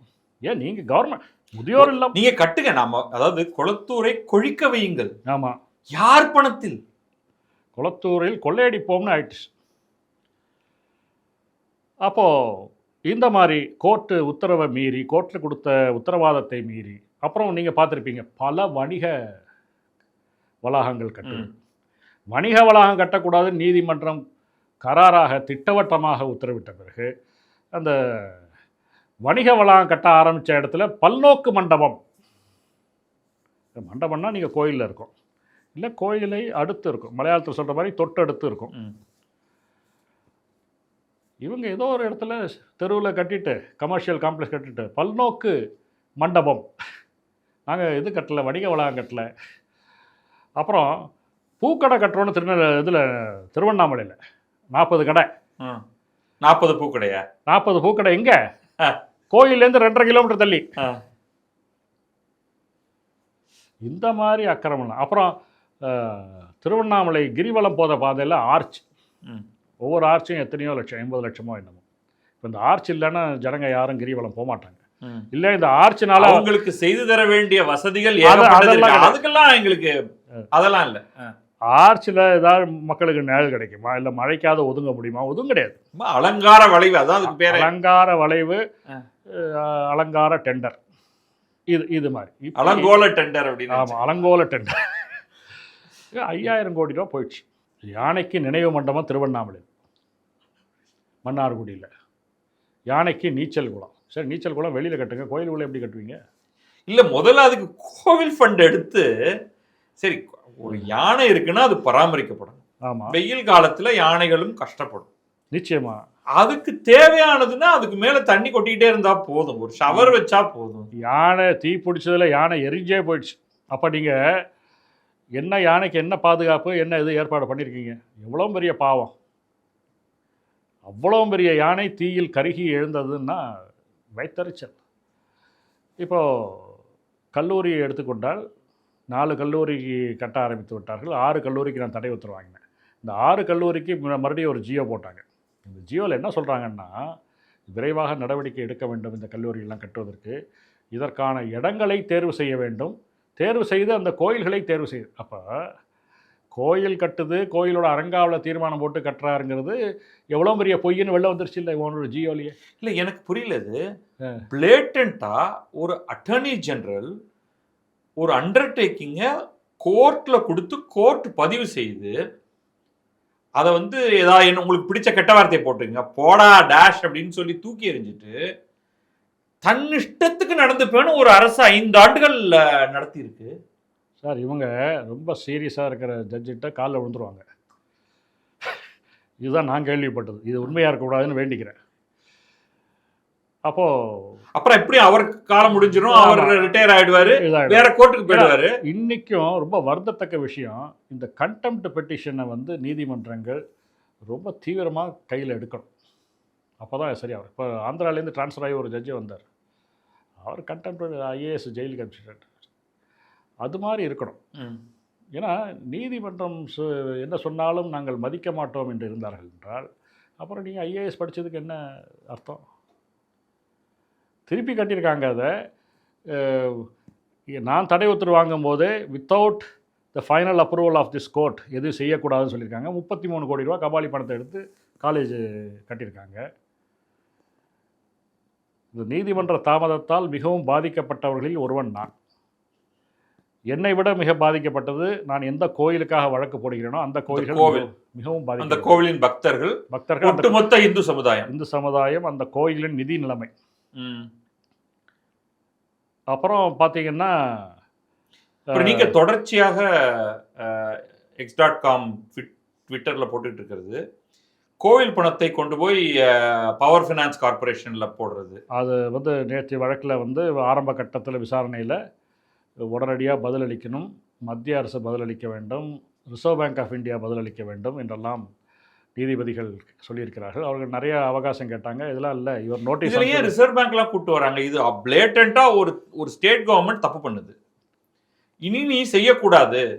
இது வந்து only fixed deposit in State Bank of India மாதிரி இடத்தில் மட்டும்தான் இந்த பணத்தை வைக்க வேண்டும் அப்படின்னு சொன்னா முடிஞ்சு போயிடுது. இதுல ஒரு மிகப்பெரிய ஜனங்களோட ஒரு நம்பிக்கை இங்கே கேள்விக்குரியதாக இருக்குது. நீங்கள் என்ன பண்ணுவீங்க, போஸ்ட் ஆஃபீஸ் சேவிங்ஸ் அக்கௌண்ட்னா நீங்கள் வந்து சென்ட்ரல் கவர்மெண்ட்டோட இது. ஆமாம், தைரியமாக சேஃப், சாதாரண மக்கள் கொண்டு போய் அதில் சேவிங்ஸு நம்ம பேங்க்கு போகிறத விட பக்கத்து போஸ்ட் ஆஃபீஸில் போய் இது பண்ணலான்னு வச்சுருக்கோம். And actually it is 100% guaranteed. அதே மாதிரி மத்திய அரசின் வங்கிகள் பொதுத்துறை வங்கிகள் இதெல்லாம் இருக்குது. அப்புறம் கோஆப்ரேட்டிவ் பேங்க்கை வந்து நான் அவ்வளோ சிறப்பாக சொல்ல மாட்டேன். ஏன்னா மதுரை சென்ட்ரல் கோஆப்ரேட்டிவ் பேங்க்கில் போட்ட 1 கோடி ரூபா மீனாட்சி சுந்தரேசன் பணம் போயிடுச்சு. அந்த கோஆப்ரேட்டிவ் பேங்க் திவாலான அப்புறம் இந்த செயல் அலுவலர் வந்து இந்த கோஆப்ரேட்டிவ் பேங்க் சரியாக செயல்படலன்னு சொல்கிறாங்க, நான் பணத்தை திரும்ப பெற்றுக்கொள்ளலாம்னு இருக்கேன், உங்கள் அனுமதி வேணும்னு கமிஷனருக்கு எழுதுறாரு. கமிஷனர் சாவகாசமாக 3 மாதம் கழித்து அனுமதி மறுக்கப்படுகிறதுங்கிறாரு. அந்த 3 மாதம் கழித்து அந்த பேங்க் போயிடுச்சு. இப்போது இந்த கோஆப்ரேட்டிவ் பேங்க்லலாம் போடணுங்கிறதுலாம் அவசியம் இல்லை. இப்போ அறநிலைத்துறையை வந்து என்னென்னா மேற்பார்வை எப்படி செய்ய வேண்டும் என்று சொல்வதற்காக இருக்கிறது என்று வைத்துக்கொண்டாலும் நீங்கள் ஜாக்கிரதையாக நல்ல கிரெடிட் ரேட்டிங் உள்ள இதில் போடுங்க அப்படின்னு சொல்லணும். இப்போ நம்ம என்ன நினைக்கிறோம், Tamil Nadu power finance and infrastructure development corporation ஒன்று இருக்குது. இது வந்து என்பிஎஃப்சி என்று சொல்லக்கூடிய நான் பேங்கிங் ஃபினான்ஷியல் கம்பெனிஸ். ஆமாம், இந்த நான் பேங்கிங் ஃபினான்ஷியல் கம்பெனிஸில் டெபாசிட் டேக்கிங் என்பிஎஃப்சின்னு இருக்குது. அதே மாதிரி தமிழ்நாடு டிரான்ஸ்போர்ட் டெவலப்மெண்ட் கார்பரேஷன் ஒரு என்பிஎஃப்சி, இவங்களும் டெபாசிட் டேக்கிங். இவங்க வந்து தமிழ்நாடு கவர்மெண்ட்டு சொந்தமானது. ஸோ நமக்கு பணம் போனாலும் கவர்மெண்ட் கொடுத்துருன்னு நினைக்கிறோம். ஆனால் அப்படி கிடையாது. It is not guaranteed. It's a NBFC. இந்த என்பிஎஃப்சியோட சாதக பாதகம்லாம் வந்து நேரடியாக வந்து மக்கள் யார் பணம் போட்டாங்களோ அவங்கள தான் பாதிக்கும். ப்ளஸ் அவங்களுடைய கிரெடிட் ரேட்டிங் என்னங்கிறது கிரெடிட் ரேட்டிங் ஏஜென்சிஸ் கொடுக்குறது, நீங்கள் அதை காமிக்கிறீங்க. ஆமாம், இப்போது கோயில் பணத்தை என்னப்படி முதலீடு செய்யலாம் என்றது விதிகள் இருக்கின்றன. கஸ்டடி, டெபாசிட்ஸ் அண்ட் இன்வெஸ்ட்மெண்ட் ரூல்ஸ்னு ஒரு ரூல்ஸ் இருக்குது. அந்த ரூல்ஸில் இந்த post office bank, scheduled banks, debentures of central government, state government 100% guaranteed இது அதெல்லாம் போட்டிருக்காங்க. கோஆப்ரேட்டிவ் பேங்க்கும் போட்டிருக்காங்க. சரி, போட்டுட்டு அப்படியே விட்டுறணும். இதில் இவ்வளோ விகிதாச்சாரம் போடணும், அதில் இவ்வளோ விகிதாச்சாரம் போடணும், அறநிலைத்துறைக்கெலாம் அதிகாரமே கிடையாது. அதை வேறு பண்ணியிருக்காங்க. அப்புறம் கொஞ்சம் வருஷத்துக்கு முன்னாடி தமிழ்நாடு டிரான்ஸ்போர்ட் டெவலப்மெண்ட் கார்ப்பரேஷன் அதை சேர்த்துருக்காங்க. ஆனால் ஒரு நாளும் தமிழ்நாடு பவர் ஃபைனான்ஸு அதில் இந்த லிஸ்ட்டில் இல்லை. அப்படி இல்லாதப்பையும் அதில் போய் பணம் போட்டு இல்லாத போது 2700 கோடி ரூபாயை வற்புறுத்தி ஒரு கோயில் லேண்டை வந்து கவர்மெண்ட் எடுத்துருச்சுன்னா உங்களுக்கு 30 கோடி 40 கோடின்னு லம்பாக வரும். அதை அப்படியே முழுக்க டிரான்ஸ்போர்ட் பவர் ஃபைனான்ஸில் போடு அப்படின்னு கமிஷனர் சொல்லுவார். இவங்க உடனே போட்டுடுவாங்க. இப்படி 2700 கோடி ரூபா சேர்ந்துருச்சு. சரி, சேர்ந்ததில் என்ன தப்பு அப்படின்னா, முதல்ல பவர் ஃபைனான்ஸில் வந்து 2700 கோடி ரூபா கோயில் பணம் இருக்குது. ஒரு 6000 கோடி ரூபா யூனிவர்சிட்டிஸ், பல்வேறு பல்கலைக்கழகத்தின் பணங்கள் டெபாசிட்லாம் இருக்கின்றன. இதெல்லாம் வந்து எக்ஸம்ட் டெபாசிட் என்று சொல்லக்கூடிய கவர்மெண்ட் டெபாசிட்டாக காமிச்சிருக்காங்க. இந்த கவர்மெண்ட் டெபாசிட்டாக காட்டும்போது நீங்கள் பப்ளிக்லேருந்து வாங்குகிற டெபாசிட்டை தனியாக காட்டுவீங்க, இதை தனியாக ஒதுக்கிடுவீங்க. பப்ளிக்லேருந்து நீங்கள் வந்து 10,000 கோடி ரூபா நீங்கள் வாங்கலான்னு வச்சுக்கோங்க. உங்களுக்கு இருக்கிற பணத்தை வச்சு நீங்கள் 1.5 மடங்கு வாங்கலாம். நீங்கள் உங்கள்கிட்ட 10,000 கோடி இருக்குது, நான் 15,000 கோடி வாங்கினேன்னு வச்சுக்கோங்க. இந்த 15,000 கோடிக்கு மேலே நீங்கள் யூனிவர்சிட்டி பணம், கோயில் பணம்னு ஒரு 8,000 கோடி வாங்கியிருக்கீங்க. அப்போ ஹைலி லிவரேஜ். அப்போ வந்து லிக்விடிட்டி ரேஷியோ வயலேஷன், ஆர்பிஐயோட விதி மீறல். இதனால தான் ஆர்பிஐ ஒரு ரெஸ்பாண்டண்ட்டாக நான் போடுறேன். Okay okay. இது வந்து ஹெச்ஆர்என்சி பணம் அப்படிங்கிற, ஹெச்ஆர்என்சி பணம் கிடையாது. ஹெச்ஆர்என்சி பணங்கிறது புடலங்காவுன்னு நான் சொல்லுவேன். கோவிலோட பணம். இது கபாலீஸ்வரர் பணம், இது பிரகதீஸ்வரர் பணம், இது ரங்கநாதர் பணம், இதுதான் நான் சொல்லுவேன். இதை போடும்போது இதை வந்து கவர்மெண்ட் டெபாசிட்னு கணக்கில் மோசடியாக காட்டு. சரி, இப்படி காமிக்கும் போது இன்னொரு விபரீதம் ஆகுது. இப்போ கவர்மெண்ட் டெபாசிட்னாக்கா நீங்கள் டிடிஎஸ் பிடிக்க மாட்டீங்க. வட்டி கொடுக்கும்போது அதில் வரி வந்து பிடித்தம் கிடையாது. இது கோயில் பணத்தை, யூனிவர்சிட்டி பணத்தை வந்து நீங்கள் கவர்மெண்ட் டெபாசிட் காமிச்சதுனால நீங்கள் வரி பிடித்தம் பிடிக்கவே இல்லை. இதனால் கோயிலுக்கு அபராதம். ஓஹோ. வழக்குகள் கிட்டத்தட்ட 1000 கோடி ரூபாய்க்கு பவர் ஃபைனான்ஸு டிடிஎஸ் பிடிக்காத வழக்கு ஓடிக்கொண்டிருக்கின்றது. வருஷம் 120 கோடி 140 கோடின்னு பிடிக்காமல் போனால் அது 1000 கோடிக்கு மேலே போயிடுச்சு. ஸோ 1000 கோடி ரூபாய் இவங்க கவர்மெண்ட்டு கட்டுப்படியாக இருக்குது. இல்லை, இன்னொரு சங்கடமும் இருக்குது. நீங்கள் டிடிஎஸ் பிடிச்சி அடுத்த வருஷமே அதை கிளைம் பண்ணணும். அதுக்கு அடுத்த வருஷம் கிளைம் பண்ண முடியாது. டிடிஎஸ் உங்களை பிடிச்சாச்சுன்னா முக்கியமான காரணம் என்னென்னா, நீங்கள் வருமான வரி ரிட்டர்ன் ஃபைல் பண்ணணுங்கிறது அவங்களோட நோக்கம். ஸோ இந்த கோயில்களுக்கு முதல்ல பணத்தை டாட்ஜி என்டிட்டியில் போட்டிருக்கிறது. ஆமாம். அதையும் வந்து சட்டத்துக்கு புறம்பாக, விதிகளுக்கு புறம்பாக போட்டிருக்கிறது. ஆமாம். பெரிய லாஸையுமே ஏற்படுத்தியிருக்கு இந்த டிடிஎஸ் பிடிக்காததுனால. இன்கம் டாக்ஸ் டிபார்ட்மெண்ட்லேருந்து வழக்கையும் இப்போ எதிர்கொள்ள வேண்டியிருக்கு. அதுக்கு செலவு, அதுக்கு லாயர் செலவு, இதெல்லாம் தாண்டி ப்ளஸ் நீங்கள் அது அன்ரெக்கவரபிள் ஆல்சோ. கண்டிப்பாக இதையெல்லாம் தாண்டி இதோட கிரெடிட் ரேட்டிங், இது எவ்வளோ சிறந்த நிதி நிறுவனம்னு பார்த்தோம்னா BBB- என்று சொல்லக்கூடிய கடைமட்ட ரேட்டிங்கில் இருக்குது. BBB- கீழே போனால் நீங்கள் டெபாசிட் வாங்க முடியாது. இந்த BBB- வந்து இக்ரான்னு ஒரு கம்பெனி கொடுத்துருக்கு. அது கொடுக்கும்போது என்ன சொல்லுதுன்னா, இந்த BBB- கொடுக்கறதுக்கு ஜஸ்டிஃபிகேஷன் கொடுக்கணும் இல்லையா, இது தமிழ்நாடு கவர்மெண்ட்டோட இது, அவங்க பார்த்துப்பாங்கிற மாதிரி. அது மட்டும் இல்லைன்னா நாங்கள் இதை வந்து ஒரு பொருட்டாவே மதிக்க மாட்டோம். நேரடியாக சொல்லாமல் மறைமுகமாக சொல்லியிருக்காங்க. பாவிகளா. நான் இக்ரான்னு சொல்லக்கூடிய அந்த நிறுவனத்துக்கே லெட்டர் எழுதுறேன். நீங்கள் எப்படி, எந்த பேசிஸில் இது பண்ணியிருக்கீங்க அப்படின்னு உங்களுக்கு லெட்டர் எழுதியிருக்கேன். ஆர்பிஐக்கு லெட்டர் எழுதியிருக்கேன். நீங்கள் வந்து இவங்க கிளாசிஃபிகேஷன் கவர்மெண்ட் டெபாசிட்ஸ்னு பப்ளிக் டெபாசிட்ஸை காமிச்சிருக்காங்க, இதை நீங்கள் ஆய்வு செய்ய வேண்டும் என்று எழுதியிருக்கிறேன். அப்போ அவங்கள்ட்ட எதுவும் பதில் வரல. ஆனால் பவர் ஃபைனான்ஸ் மட்டும் பதில் போட்டாங்க. என்ன பதில் போட்டாங்கன்னா, நாங்கள் தவறாமல் வட்டி கொடுத்து கொண்டிருக்கிறோம், நாங்கள் அதில் தவறே செய்யவில்லை. தவறாமல் வட்டி கொடுத்துட்ருக்கீங்க, நாளைக்கு நாங்கள் முதல்ல கேட்கும்போது அது முதல்ல வாய்க்குள்ளே போயிடுச்சு நீங்கள் சொன்னீங்கன்னா அதுதானே எங்கள் பயம். கோயில் பணம் எங்கே இருக்குது அப்படின்னு. வேணா கேரளாவில் ஒரு இந்த மாதிரி தான் ஒரு வழக்கு வந்தது. நீங்கள் இன்ட்ரெஸ்ட் வேணால் வாங்கிக்கோங்க, பிரின்சிபல் தரமாட்டோம் அப்படின்னு சுப்ரீம் கோர்ட் வரைக்கும் போச்சு. ஐயோ. அதனால் சரி, இப்படி நீங்கள் இந்த பிரச்சனைகள்லாம் சொல்கிறீங்க. ஆமாம். இப்போ புதிய அரசும் புதிய அமைச்சரும் என்னதான் பண்ணணும்? ரொம்ப அருமையான கேள்வி. 1 2 3ன்னு சொல்லுங்க வரிசையா. அருமையான கேள்வி. முதல்ல இந்த திராவிட மாடல்லேருந்து புது மாடல் வந்திருக்கு. முதல்வர் ஜோசப் விஜய் வந்திருக்கிறார். யாருமே எதிர்பாராத வகையில் அமோக ஆதரவு பெற்று, அது கொஞ்சம் மெஜாரிட்டி கொஞ்சம் கம்மியாக இருந்தாலும் இவர் பெற்ற ஆதரவு மகத்தானது. இவர் வந்து பல இடங்களுக்கு போய் பிரச்சாரம் பண்ண முடியல, அதனால எல்லாம் பார்த்தோம். இதெல்லாம் மீறி வெற்றி பெற்றிருக்கிறார். வெற்றி தான். அப்போது ஒரு வந்த புதிதில் சரண்யா என்ற இல்ல ஸ்வர்ணா. முனைவர் ஸ்வர்ணா ஸ்ரீனிவாசன். ஸ்வர்ணா ஸ்ரீனிவாசன் என்ற அம்மையாரை பல ஐஏஎஸ் மாறுதல் செய்யும்போது ஸ்வர்ணா ஸ்ரீனிவாசன் அவர்களை அறளைத்துறை கவர்மெண்ட்டோட ரிலிஜியஸ் என்டோமெண்ட்ஸ் டிபார்ட்மெண்ட்டோட செக்ரட்டரியா, பிரின்சிபல் செக்ரட்டரியா நியமிக்கிறாங்க. நியமனம் செய்தோடனே பார்த்தீங்கன்னா நம்ம இனமான வீரமணி அவர்கள், ஆசிரியர் வீரமணி அவர்கள் தையத்தக்கான குதிக்கிறார். எப்படி நீங்கள் ஒரு பார்ப்பனரை நீங்கள் போடுவீர்கள்? இது வந்து இவருக்கு எப்படி இவங்களுடைய ஜாதி எல்லாம் தெரியுது? எனக்கு அந்த பேரை பார்த்தோன்னே எனக்கு ஒன்றுமே தெரியல. எனக்கு தெரியல. இப்போ வந்து கூட அமைச்சர்கள் பேர் போட்டிருக்காங்க, யார் என்ன ஜாதி இதெல்லாம் நாங்கள் பார்க்குறது. அப்படியா இவர் வந்திருக்காரா, இந்த துறைக்கு வந்திருக்காரா, யார் இவரை பற்றி விவரம் தெரியலே தான் நம்ம நினைக்கிறோம். இந்த விவரத்தில் ஜாதிங்கிற விவரம் நம்ம நினைச்சு பார்க்குறதே இல்லை. ஆனால் எல்லாத்தையுமே வந்து இந்த காஸ்ட்டுங்கிற கண்ணாடியை மாட்டிட்டு தான் ஐயா. அவங்களுக்கு மட்டும் கரெக்டாக எப்படி தெரியுது இல்லை, எனக்கு அது பேர் பார்த்தா எல்லாரும் வச்சுக்கிற பேர் மாதிரி தான் தெரியுது. அவங்களுக்கு தப்பி தவறி இந்த பிராமண சமூகத்தை சேர்ந்தவர்களுக்கு எந்த முக்கியத்துவம் வந்துவிடக்கூடாது என்பதில் மிக தீவிரமாக இருக்கிறது. அதாவது வெறுப்புங்கிறது வந்து எப்படி பரிணமிக்கும்னு நம்ம சொல்லவே முடியாது.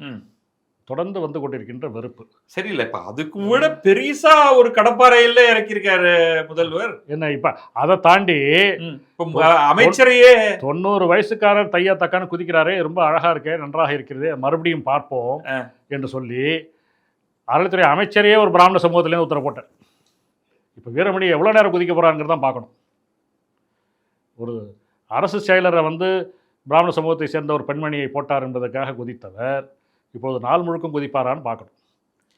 இப்போ வந்து ஸ்ரீரங்கத்தில் வெற்றி பெற்ற திரு ரமேஷ் அவர்கள், அவர் வெற்றி வந்து சாதாரண வெற்றி கிடையாது. அங்கே வந்து திமுக அதிமுக வெற்றி கொண்டார் மாத்திரம் இல்லை, வேற ஒரு விஷயம் பேசு பொருளாக வந்தது. அதாவது ஒரு பூத்தில் அங்கே இருக்கக்கூடிய 14-15 திமுக, அந்த பூத்தில் மொத்தமாகவே திமுக வெறும் 5 வாக்குகள் தான் வந்தது. அங்க பூத் கமிட்டியில இருக்கிறவங்களே ஒரு 15 பேருக்கு மேல. ஆமா, அப்படி வந்து அப்போ 14. அப்போ அவர் பலரையும் தம்பால் ஈர்த்து தமக்கு ஓட்டு போடும்படியாக செய்திருக்கிறார். இல்ல நான் உங்கள்கிட்ட நேரடியாவே கேட்டேன். இல்ல இவர்கிட்ட நம்ம ஒரு பிராமணருங்கிறதுனால ஏதாவது உபயோகம் பலன் அப்படின்லாம், அதாவது அந்த இந்த துறை மாறிவிடும் அப்படின்லாம் நம்ம ஏதாவது நினைக்கலாமா, நம்பலாமா? இப்போ ட்விட்டர்ல வர திடீர்னு சில பேர் நெகட்டிவா போடுறாங்க. நான் அதை நெகட்டிவாக பார்க்கல. ஒன்று இவர் பெரியார் சிலைக்கு போய் மாலை போட்டார், அந்த பெரியார் சிலைக்கு முன்னாடி ஃபோட்டோ எடுத்துக்கொண்டார். இன்னொன்று சொல்கிறாங்க, இவர் நெற்றியில் ஹிந்துங்கிறதுக்கான அடையாளமே இல்லை, விபூதியோ குங்குமமோ திருமணோ இல்லை அப்படிங்கிறலாம் போடுறாங்க. நான் என்ன சொல்கிறேன், விபூதி குங்குமம் பிரமாதமாக வச்சுட்டு டெய்லி வந்தார் சேகர்பாபு. 100 நாளில் 90 நாள் காவி வேஷ்டியில் தான் இருந்தார். கோயிலுக்கு எவ்வளோ பெரிய நன்மையெல்லாம் செஞ்சார் சொல்ல முடியுமா? என்ன கொள்ளை அடிச்சிருக்காங்கல்ல கடந்த 5 வருடத்தில் இந்த ஆன்மீக அமைச்சர் இருக்கும்போது. கோயில் பணத்தை சும்மா வைக்கணும்னு எங்கே இருக்குது சட்டம்? நான் வந்து கபாலி கோயிலில் கலாச்சார மையம்னு ஒன்று கட்ட பார்த்தாங்க 28 கோடி ரூபாவில். 22 கிரவுண்டு நிலத்தை கிரீன்வேஸ் ரோடில் எடுத்து 22 கிரவுண்டு, அங்கே 220 கோடி. அதை நல்ல கட்டடம் கட்டி ஐடியோ பேங்க்குக்கோ கொடுத்தா நல்ல லாபம் வரும். கலாச்சார மையம்னு ஒன்று கட்ட ஆரம்பித்தாங்க. அப்போ வந்து நிருபர்கள் கேள்வி கேட்கும்போது கோயில் பணத்தை எடுத்து இதுக்கெல்லாம் செலவழிக்கூடாதுன்னு, கோயில் பணமே செலவழிக்க தான் இருக்குன்னாரு. உலகம் பிறந்தது எனக்காக அப்படின்னு பாடலை, பாக்கி எல்லா விஷயத்தையும் சொல்லிட்டார் அவர். அப்போது அவரும் தான் நெத்தியில் திருநீர் பூசிஇருந்தார், குங்குமம் வச்சுருந்தார், தினம் கோயில் போனார். அவர் கோயில் போன மாதிரி யாருமே போயிருக்க மாட்டாங்க.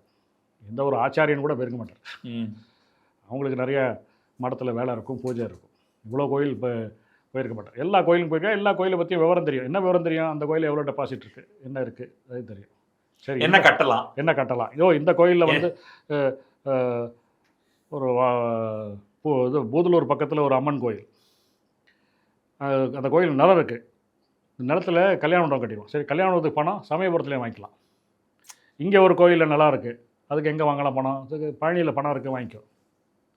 இப்படி எங்கெல்லாம் பணம் இருக்கோ அங்கேருந்து வாங்கி நிலம் இருக்கிற கோயிலில் கல்யாண மண்டபம் கடனாக வாங்கியிருக்காங்க. இந்த கடன் லிஸ்ட்டில் கொஞ்சம் திரும்பி வந்திருக்கு எனக்கு ஆர்டிஐயில். ₹1 திருப்பி கொடுக்கல இந்த கோயிலும். எப்படி கொடுக்க முடியும்?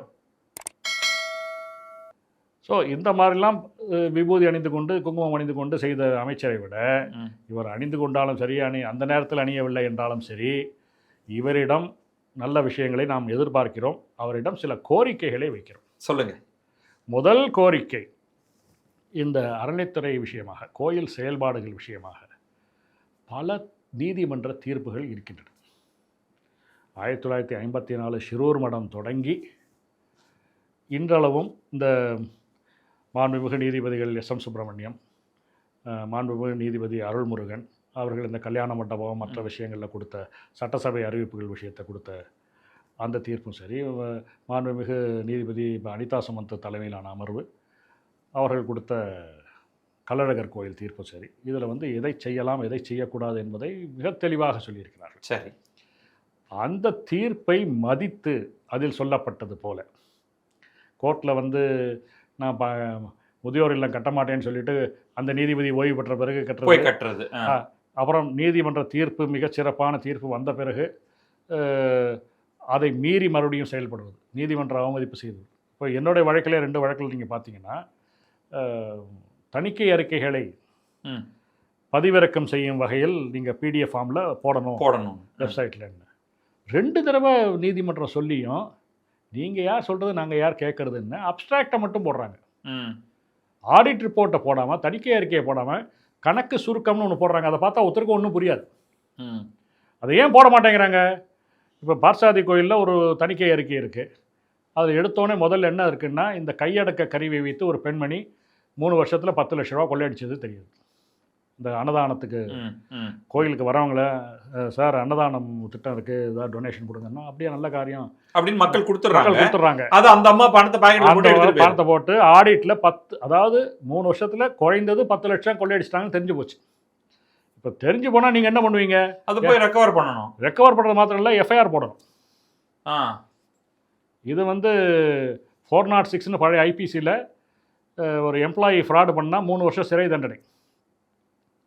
அது போடணும். அது போடாமல் அந்த பெண்மணியோட கணவரோ யாரோ வட்ட செயலாளரோ என்னவோ இருக்கார், அப்படி தான் அவருக்கு இந்த கடைசியாக அங்கே தான் முடியுது. அவருக்கு அப்படி தான் அந்த வேலை கிடைச்சுன்னு சொல்கிறாங்க. இதெல்லாம் விசாரிக்கப்பட வேண்டிய விஷயம். போய் பணத்தை கட்டிட்டாங்க. இப்போ இந்த சில அரபு தேசங்களில் யாரையாவது கொலை பண்ணிட்டாங்கன்னாக்க அந்த ஃபேமிலிக்கு ஏதோ காம்பன்சேஷன் பிளட் மணி கொடுத்து வந்துடுவாங்க. அது மாதிரி இந்த அம்மா வந்துட்டு மறுபடியும் அங்கே தான் பணி புரியுது. ஐயோ, ஆனால் கையடக்க கருவி இல்லை, வேற ஏதோ அடக்க கருவி இருக்கும். அந்த பணம் எங்கே போகிறது தெரியாது. ஸோ இது மாதிரி தணிக்கை அறிக்கையை பதிவேற்றம் செய்ய வேண்டும். அப்புறம் தணிக்கை அறிக்கைகளில் இதுவரை 1986லேருந்து 18 லட்சம் குற்றச்சாட்டுகள் அப்படியே நிலுவையில் இருக்கின்றன. சரி, இதை வந்து ஒரு வெளியிலேருந்து கொண்டு வந்து ஒரு குழு அமைத்து ஆடிட்டர்ஸ் எல்லாம் அமைச்சு சிஏ எல்லாம் போட்டு ஒவ்வொரு குற்றச்சாட்டையும் எடுத்து இவர்கள் சரி செய்ய வேண்டும். அந்த குற்றச்சாட்டுகளை வந்து வகைப்படுத்தலாம். சரி, அதை இது பண்ணி இது செய்யணும். 2வது, இந்த கோயிலுடைய சொத்து பதிவேடுகள், அந்த செக்ஷன் 29, 30, 31 3 ரிஜிஸ்டர்ஸ் இருக்குது. சரி, செக்ஷன் 29 என்னென்னா, கோயிலை கவர்மெண்ட் கண்ட்ரோலில் வந்ததுலேருந்து அவங்க வந்து ஒரு மிகப்பெரிய பதிவேடை தயார் செய்ய வேண்டும். இது என்ன கோயில், இறைவன் பெயர், இறைவி பெயர், என்ன ஆகமம், என்ன சிலைகள் இருக்கின்றன, என்ன பாத்திரங்கள் இருக்கின்றன, எவ்வளோ மரங்கள் இருக்கின்றன, என்ன நகைகள் இருக்கின்றன, அதெல்லாம் அசையும் அசையா சொத்துக்கள் அத்தனையும் டாக்குமெண்ட் பண்ணணும். டாக்குமெண்ட் பண்ணி முடித்து அதை வெரிஃபை பண்ணி அதை அப்ரூவ் பண்ணணும் கமிஷனர். அப்ரூவ் பண்ணதுக்கப்புறம் வருஷம் ஏற்றம் இறக்கம். இந்த வருஷம் புயலில் 2 மரம் விழுந்துருச்சு, அதை ரெக்கார்ட் பண்ணணும். இந்த வருஷம் கோயிலுக்கு 2 நகை பூசா வந்திருக்கு, அதை ரெக்கார்ட் பண்ணணும். இது வந்து செக்ஷன் 30 ரிஜிஸ்டர். இப்படி 10 வருஷம் செக்ஷன் 30 ரிஜிஸ்டர் சேர்த்துட்டிங்கன்னா 10 30 ரிஜிஸ்டர் இருக்கும். ஒரு செக்ஷன் 29 ரிஜிஸ்டர் இருக்கும். முதல் பேசிக் இது இருக்கும். 10 வருஷம் ஆயிடுச்சுன்னா இந்த செக்ஷன் 30 ரிஜிஸ்டர் 10 சேர்த்து 31 ஒன்று மாற்றணும். அதை கன்சாலிடேட் பண்ணுறது, ஒரே ரிஜிஸ்டர் மாற்றணும். அப்புறம் மறுபடியும் 30. அப்போ நீங்கள் பார்த்தீங்கன்னா 30 வருஷத்தில் 3 ரிஜிஸ்டர் ப்ளஸ் மெயின் ரிஜிஸ்டர் இருக்கும். இது இந்த சில கோயில்களில் 29 ரிஜிஸ்டர் பண்ணிட்டாங்க. எல்லா கோயில்கள்லையும் 30, 31 செய்யறதே இல்லை. இது 25-30 வருஷமாக இதுதான் நடக்குது. இது மிகப்பெரிய கிரிமினல் டெரிலிக்ஷன் ஆஃப் டியூட்டி. இது கிரிமினல் குற்றம், கடமை தவறல். ஓகே, இதை மாண்புமிகு அமைச்சர் அவர்கள் உடனடியாக கவனம் செலுத்தி இது உண்மையான நிலை என்னன்னு இதுக்கு ஒரு தனி அறிக்கை தயார் செய்ய வேண்டும். இதை வந்து ஒரு சார்ட்டர்ட் அக்கௌண்டன்ட்ஸ் மூலமாக வெரிஃபை பண்ணணும். இதில் இந்த ப்ராப்பர்ட்டி ரெஜிஸ்டர்னு சொல்லக்கூடிய இந்த செக்ஷன் 29 ரெஜிஸ்டரில் இன்னொரு மோசடி நடந்திருக்கு. அது எப்படின்னா, மதுரை கோயிலில் 1940 எடுத்துட்டாங்க, 40க்கு முன்னாடி எடுத்துட்டாங்க. அப்போ தயார் பண்ண அந்த ரிஜிஸ்டர் பக்காவாக இருக்குது. 87ல் புது ரிஜிஸ்டர் போடுறாங்க. இந்த ரிஜிஸ்டர் மாற்றக்கூடாது, வருஷா வருஷம் உங்களுக்கு அந்த இன்க்ரிமெண்ட் அது 29ங்கிறத ஒரு தடவை பண்ணிட்டா அதுக்கப்புறமா அது மாற்றக்கூடாது. அந்த சட்டத்தில் வேறு நம்பர் இருக்கும். 1951 சட்டத்தில் இதுக்கு 25 ரெஜிஸ்டர்னு பேர். அது பேரை மாற்றிக்கிங்க, அது இருக்கணும் அப்படியே. இவங்க என்ன பண்ணுறாங்க, 87ல் புது 29 ரெஜிஸ்டர் பண்ணுறாங்க.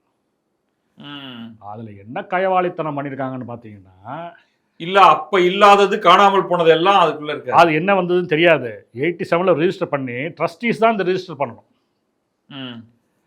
அங்கே இருக்கிற எக்ஸிக்யூட்டிவ் ஆஃபீஸர் தயாரிக்கிறார், 2 கையெழுத்து போனோம். இந்த பக்கம் அவரே ஃபிட் பர்சன் கையெழுத்து போடுறாரு.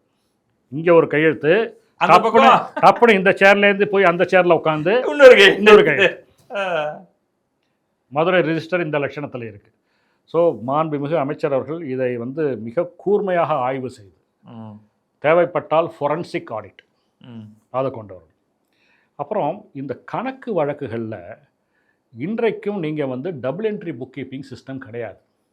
கோயிலுக்கு பேலன்ஸ் ஷீட் கிடையாது. என்னங்க, ஒரு சாதாரண சின்ன நிறுவனத்துக்கே நம்ம இதெல்லாம் கொண்டு வரணும்னு சொல்லி கொண்டு வரணுமா? கொண்டு வரலாமல் நீங்கள் ட்ரேடிங் பண்ணிங்கன்னா ஐடியில் பிச்சிருவாங்க, இன்கம் டேக்ஸில் பிச்சிருவாங்க, அவங்கள தூக்கி எறிஞ்சிருவாங்க கணக்கை. இங்கே வந்து டெபாசிட் போட்டால் செலவு, அது மெச்சூர் ஆகி வந்தால் வரவுன்னு வச்சுட்டு ரொம்ப மோசமான செயலை பின்பற்றி கொண்டிருக்கிறார்கள். டபுள் என்ட்ரி புக் கீப்பிங் இல்லை. நீங்கள் அப்போ தான் தப்பு செய்யலாம், ரொம்ப ஈஸி. நீங்கள் பேலன்ஸ் ஷீட் இல்லைன்னா ஒரு கோயிலுக்கு என்ன சொத்து இருக்குது, என்ன இல்லை, என்ன கடன் இருக்குது, என்ன கடன் வர வேண்டி இருக்குதுன்னு தெரியாதே. இது இல்லாமையே ஓடிக்கொண்டிருக்கிறது. எந்த செஞ்சுரியில் நம்ம இருக்கோம்? 26 வருஷம் ஆயிடுச்சு, 21ஆம் நூற்றாண்டு வந்து இன்னமும் இவங்க வந்து சிங்கிள் என்ட்ரியில் உட்காந்து பண்ணிகிட்டு இருந்தாங்கனாக்க, இதை வந்து உடனடியாக இந்த அக்கௌண்டிங் சிஸ்டமை மாற்றணும். இது மாற்றும்போது 1 ஏப்ரல்லேருந்து 31 மார்ச் இன்னமும் இந்த பயிராண்டுன்னு சொல்லக்கூடிய ஃபசலி இயர் எல்லா கோயிலுக்கும் ஏதோ நிலம் இருக்கிற மாதிரியும், இப்போ வடகழனி கோயிலில் வந்து நிலமே கிடையாது, அக்ரிகல்ச்சர் லேண்ட்ஸு கிடையாது.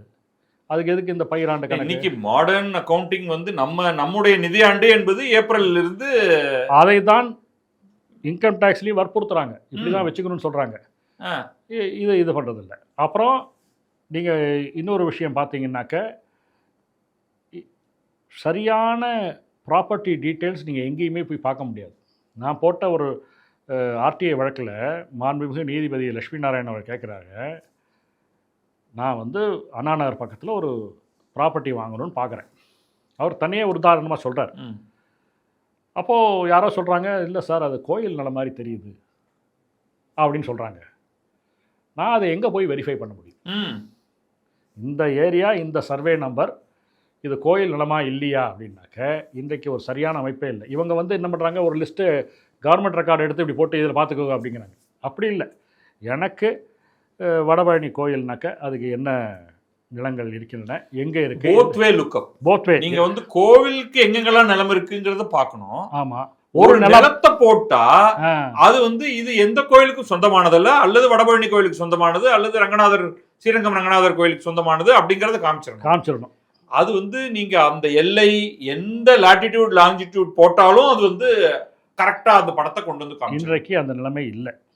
இதை அவர் கொண்டு வந்தால்தான் பல மோசடிகளை அவர் தடுக்க முடியும். அப்புறம் கோயில் நிலங்களிலிருந்து முறையான வருமானம். இப்போ போன அரசு, அதாவது இந்த ஓட்டு பொறுக்குதல்னு ஒரு பதத்தை நாம் உபயோகப்படுத்துகிறோம். ஓட்டுக்காக எதை வேணால் செய்கிறது அப்படின்னு. இவங்க என்ன பண்ணுறாங்க, இந்த டிசம்பர் மாதம் 25 கோயிலுக்கு தர வேண்டிய வாடகை விகிதங்களை குறைக்கிறார்கள். மிக அதிகமாக இருக்கிறது. குறைக்கிறாங்க. குறைச்சி அதுலேயும் முன்தேதியிட்டு குறைச்சி இவர் முன்னாடியே கட்டியிருந்தாருன்னா பணம் இப்போ கட்ட வேண்டியது இல்லைங்கிற மாதிரி கொண்டு வராங்க. அதில் வந்து இந்த லீஸை வந்து பிலோ த பாவர்ட்டி லைன், வருமான வரம் இதுக்கு கீழே இருந்தாங்கன்னாக்க அவருக்கு வந்து 0.25% கொடுத்தால் போகிறோம் அப்படின்னு ஒரு இதுவும் கொண்டு வராங்க. இப்போது லீஸ் அப்படின்னு எடுத்துக்கிட்டோம்னா லெஸ் ஆர் லெஸ்ஸின்னு ஒரு கான்செப்ட் இருக்குது. லீஸ் கொடுப்பவர், லீஸ் எடுப்பவர். ஆமாம். அப்போது லீஸ் அக்ரிமெண்ட்னு ஒரு கான்செப்டும் வரும். இப்போ லீஸ் அக்ரிமெண்ட் அறநிலைத்துறை சட்டத்தெல்லாம் பார்த்தீங்கன்னா இவ்வளோ அட்வான்ஸ் கொடுக்கணும், இவ்வளோ இது கொடுக்கணும், சட்டப்பூர்வமாக எழுதி வாங்கணும், எல்லாம் இருக்குது. இவ்வளோ வருமானத்துக்கு ஒத்துக்கொள்ள வேண்டும் என்றெல்லாம் இருக்குது. வருமான வரம்புக்கு கீழே இருக்கிறவர் எப்படி போய் ஒரு ப்ராப்பர்ட்டியை லீஸுக்கு எடுப்பார்? இது ஒன்று. ரெண்டாவது, ஒருத்தர் ஒரு வாசுதேவன் ஒருத்தர் இருக்காருன்னு வச்சுங்க, ஒரு மனையில் இது லீஸ் இருக்கா அவங்கள்ட்ட? இல்லை எங்கள் அப்பா காலத்துலேருந்து நாங்கள் இருக்கேன், இல்லை எங்கள் தாத்தா காலத்துலேயும் இருக்கேன்னு சொல்லுவார். அப்படி சொல்பவர் தாத்தாவோட லீஸை காட்ட முடியுமானா அதுவும் காட்ட முடியும். இப்போ உண்மையிலேயே அவர் சொல்கிறது உண்மையா, உண்மையிலேயே அது மாதிரி இருக்காரா இல்லையாங்கிறது நமக்கு தெரியாது. அப்போ லீஸ் இருந்தால் தான் லீஸ் ஹோல்டர், இல்லைன்னா ஆக்கிரமிப்பாளர். இவங்க வந்து இஷ்டத்துக்கு வாடகை குறைச்சி ஏற்கனவே கட்ட மாட்டாங்க. இதில் நாங்கள் குறைச்சிருக்கோம்னு சொன்னால் இந்த தேர்தலுக்கு முன்பாக செய்த செயல் இது. இதை வந்து அதனால 4 ஓட்டு எக்ஸ்ட்ரா விழுன்னு. ஆமாம், அது விழுமா விழாதான் தெரியாது. ஆனால் கமிஷனரோட வேலை என்னன்னா, அறநிலைத்துறை சட்டத்தில் பிரிவு 23 என்ன சொல்லியிருக்குன்னா, கோயில் சொத்துக்களிலிருந்து முறையான வருமானத்தை பெற்று அந்த வருமானம் கோயிலின் நோக்கங்களுக்காக செலவழிக்கப்படுகிறார் என்று பார்த்து தான் அவர் வேலைன்னு இருக்குது. அப்போ முறையான வருமானங்கிறது பெற வேண்டும் என்ற இவர் கடமை தவறுகிறார் இல்லையா? இவர் தான் கவர்மெண்ட்டுக்கு லெட்டர் எழுதி ரொம்ப ஜாஸ்தியாக இருக்குன்னு எல்லாரும் நினைக்கிறாங்க. யார் நினைக்கிறாங்க? யாரை போய் கேட்டாலும் ஆமாங்க வாடகை ஜாஸ்தி தான் சொல்ல போகிறாங்க. இதில் கோயில் பொதுவாக நீங்கள் தனியார்கிட்ட போனீங்கன்னா ஒவ்வொரு ஆண்டும் வாடகை ஏறுகிறது. ஆமாம். அல்லது 2 ஆண்டுக்கு ஒரு முறை வாடகை ஏறுகிறது. அது கான்ட்ராக்டில் போட்டபடி. நான் என் வாழ்க்கையில் வாடகை குறைக்கப்பட்டதாக நான் பார்த்ததில்லை. பின்தேதியிட்டு குறைத்திருக்கிறார்கள். இதை வந்து சேலஞ்ச் பண்ண போகிறோம். அது இதை சேலஞ்ச் பண்ணாமல் அரசாங்கமே இதை மாற்றி விட்டால், அதாவது கோயிலுக்கு வர நம்ம அமைச்சர்கிட்ட கேட்குறதே வந்து இதெல்லாம் நீங்களாகவே பார்த்து செய்கிறவங்க. ஏன்னா நியாய வாடகை தான் வாங்குகிறோம்.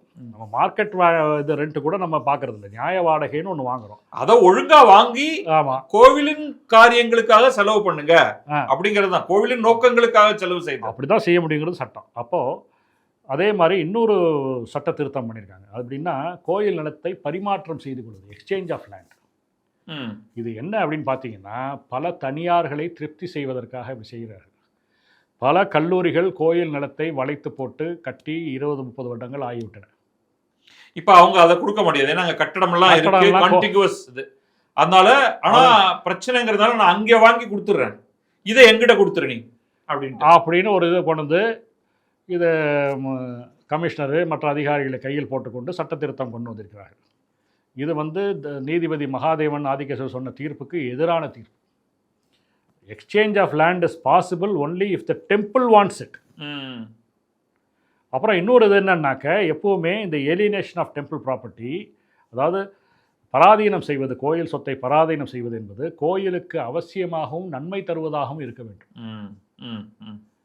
இவங்க இதை மாதா டென்டல் காலேஜ்னு போரூர் குன்றத்தூர் சேக்கிழார் கோயிலோட நிலத்தில் கட்டிட்டாங்க ஆக்கிரமித்து. பல வருடங்களாக வாடகை கொடுக்கவில்லை. கிட்டத்தட்ட 2 கோடி ரூபா வாடகை பாக்கி இருக்குது. வாடகை பாக்கி இருக்கும்போது நாங்கள் வேறு நிலம் தரோம், நாங்கள் இந்த நிலத்தை வச்சுக்கிறோம் அப்படின்னு சொல்லுவது எந்த விதத்தில் நியாயம்? இதே வழக்கை வந்து இதே மாதிரி வேற ஒரு வழக்கு வந்து ஒரு டாக்டர் என்ன பண்ணியிருக்காரு, நெம்மேலி ஆலவந்தார் கோயில் நிலத்தில் தன்னுடைய ஹவுசிங் காலனிக்கு பாதை அமைத்து விட்டார். இப்போ பாதை வந்து ஆலவந்தாருக்கு சேரிட்டிஸ் இப்போ சொத்தில் தான் போயாகணும். சரி, அவர் எங்களுக்கு நான் வேறு நிலம் தரேன், எனக்கு இதை கொடுத்துருங்கிறது. யாரை கேட்டு கட்டினீங்க? அதாவது என்ன தவறு வேண்டுமானாலும் செய்யலாம், பின்னாடி இந்த மாதிரி ரெக்டிஃபை பண்ணி அதை வந்து இவர் கொடுத்துடலாம். அரசு நிலம் வந்து எக்ஸ்சேஞ்ச் அலோவ் பண்ணுறாங்க, ஜியோ இருக்குது அப்படின்னு மூத்த வழக்கறிஞர் வில்சன் வந்து பேசுகிறார். அப்போ பேசும்போது அரசு வழக்கறிஞர் அருண் நடராஜன் அந்த ஜியோ அரசு நிலத்துக்குத்தான் பொருந்தும், கோயில் நிலத்துக்கு பொருந்தாது என்று சொல்லியிருக்க வேண்டும். அவர் அப்படி சொல்லவே இல்லை. அதை தவிர இப்போ வந்து ஒரு ஜியோ போட்டு சட்டத்தை மாற்றுறாங்க. மிக தவறான விஷயம். இதையெல்லாம் மாண்புமிகு அமைச்சர் அவர்கள் கவனத்தில் கொண்டு இந்த சட்ட திருத்தங்களை, விதிகள் திருத்தத்தை திரும்ப பெற்றுக்கொள்ள வேண்டும். இன்னும் பல விஷயங்கள் இருக்கின்றன. ஒரு இனிஷியல் செய்யறதுக்காக நம்ம இதெல்லாம் சொல்லுவோம். ஆமா, நம்ம இன்னும் அவருடைய செயல்பாடு எப்படி இருக்கு அப்படிங்கிறத பார்த்துட்டு நம்ம மீண்டும் தொடருவோம். மீண்டும் ஒரு விஷயத்தை அவரிடம் கோரிக்கையாக வைக்கிறேன். இந்த 5 வருடங்களில் வந்த தீர்ப்புகள், இதற்கு முன்பாக வந்த சில முக்கியமான தீர்ப்புகள், இவற்றை பார்த்து அதன்படி சரியாக பின்பற்றினாலே போதும். மிகப்பெரிய அளவில் கோயில்களுக்கு நன்மை கிடைக்கும். அமைச்சர் அவர்கள் சிறப்பாக செயல்பட்டு முதல்வருக்கும் இந்த அரசுக்கும் பெருமை சேர்க்க வேண்டும் என்று வாழ்த்துகிறோம். நன்றி. நன்றி.